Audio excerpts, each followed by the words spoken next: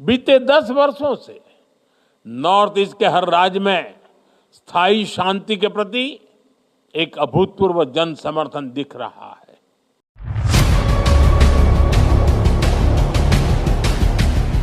Finally, Biren Singh resigns, but only after reducing Manipur to ashes. 22 months, that's how long Manipur burned, and it's still burning.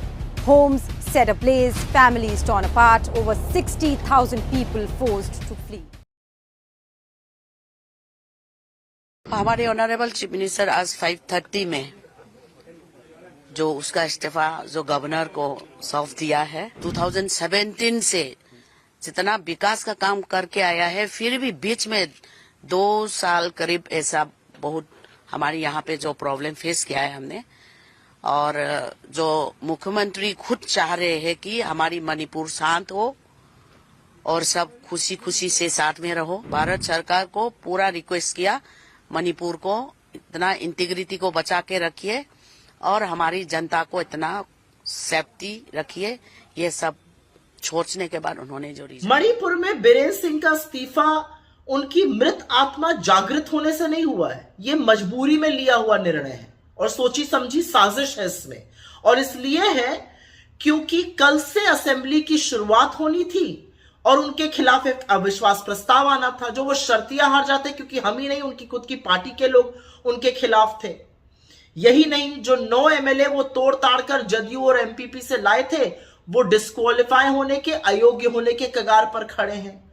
और तो और अब assembly suspended रहेगी तो बीरेन सिंह से ना कोई सवाल पूछा जाएगा, ना कोई एक्सप्लेनेशन मांगा जाएगा। एक जरूरी बात यहां पर बता दें कि सुप्रीम कोर्ट ने 4 फरवरी को सीएफएसएल को यह जिम्मेदारी दी है कि वो एक कथित तौर पर जो ऑडियो क्लिप है बीरेन सिंह की, जिसमें वो दंभ भर रहे हैं हिंसा भड़काने का मणिपुर में, उसकी जांच कर उसको सील एनवेलप में उसकी जांच रिपोर्ट दे दे।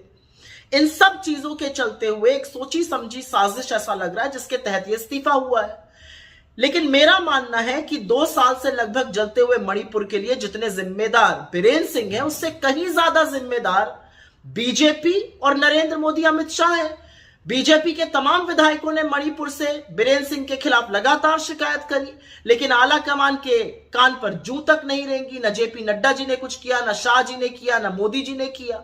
असलियत यह है कि 2 साल से जलते हुए मणिपुर को उसको अपने हाल पर छोड़ दिया गया। असलियत यह है कि हमारे प्रधानमंत्री के पास दुनिया के हर देश में घूमने का वक्त है, सिवाय मणिपुर जाने का। वो अमेरिका और फ्रांस जा रहे हैं, लेकिन मणिपुर नहीं जाएंगे। मणिपुर जाना तो छोड़िए, वहां के सर्वदलीय लोगों से उन्होंने मुलाकात करना भी ठीक नहीं समझा, अपने खुद के विधायकों तक से नहीं मिले। उस मणिपुर में जहां पर मणिपुर की करोड़ों की संपत्ति स्वाहा हो गई, जहां तमाम लोग मृत हो गए, जहां 60,000 से ज्यादा विस्थापित है, 50,000 से ज्यादा अभी भी रिलीफ कैंप में रह रहे हैं, जहां पर बच्चों का बचपन छिन गया, जहां पर महिलाओं के साथ वो हैवानियत हुई कि रूह कांप गई, इस सबके जिम्मेदार नरेंद्र मोदी हैं। और मजबूरी में ही दिया हुआ इस्तीफा यह साबित करता है कि बीजेपी की फेक न्यूज फैक्ट्री, भाजपा के समर्थक और भाजपा का समर्थक मीडिया जो चंगा सी होने का दावा कर रहा था, सब चंगा तो नहीं है मणिपुर में। लेकिन मोदी जी, एक आपको छोटी सी सलाह है, किसी से नहीं, राहुल गांधी जी से सीखिए। 3 बार हुआ है वो मणिपुर, लोगों के आंसू पोंछे, उनको ढांढस बंधाया, उनको गले लगाया, उनको विश्वास जताया।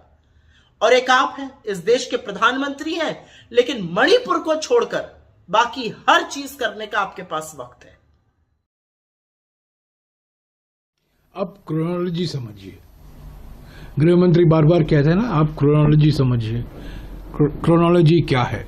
कल 10 तारीख को कांग्रेस पार्टी द्वारा एक अविश्वास प्रस्ताव लाया जा रहा था विधानसभा में, मणिपुर की विधानसभा में। कई दिनों से बात चल रही थी, पर नोटिस कल का था।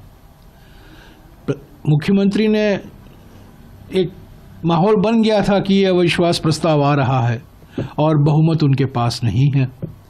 बड़ी बड़ी बातें की मुख्यमंत्री ने, पर अंत में उनको जान गए कि बहुमत उनके पास नहीं है, अविश्वास प्रस्ताव पारित होगा और उनको इस्तीफा देना पड़ेगा।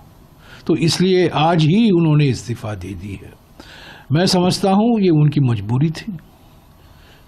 सैकड़ों लोग मारे गए हैं मई 2023 से 60,000 लोग बेघर विस्थापित हुए हैं, प्रॉपर्टी जलाई गई है, तनाव है।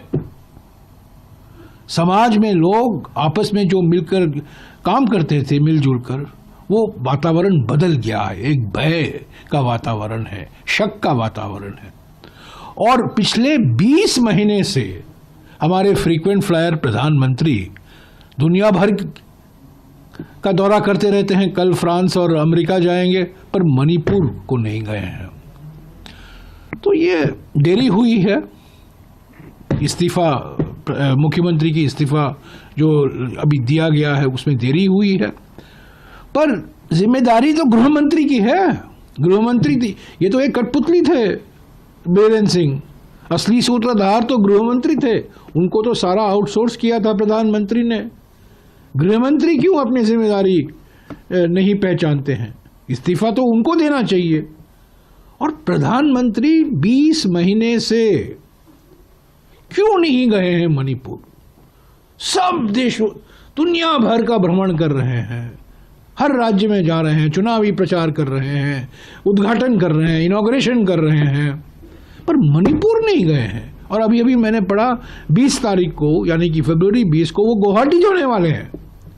गुवाहाटी से इम्फाल तो आधे घंटे का बिल्कुल प्लेन राइड है प्राइम मिनिस्टर के जहाज में। वो मणिपुर क्यों नहीं जाते? तो ये इस्तीफा पहला कदम है।